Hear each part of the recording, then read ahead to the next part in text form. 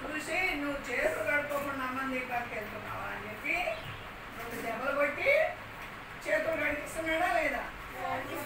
అట్లా మీకు ఇక్కడ 12 కాగానే అన్నం పెడతారు. మరి మీరు కడుపుంది లేని ఎవరు చూస్తారు, ఎవరు కొడతారు మీకు? ఆడ అంటే ఇక్కడ అంటే నాన్న కొట్టేది వాళ్ళకి. ఇక్కడ ఎవరు చూడాలి? సార్ చూస్తున్నారా?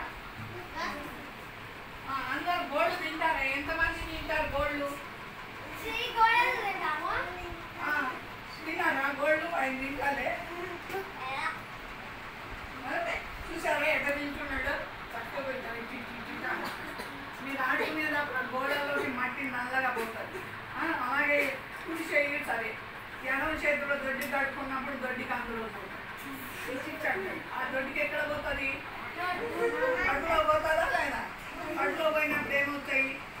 టైఫాయిడ్ వస్తుంది, పోలియో వస్తుంది, ఇంకా విరోచనాలు అవుతాయి, కడుపు నొప్పి వస్తుంది, వాంతులు అవుతాయి.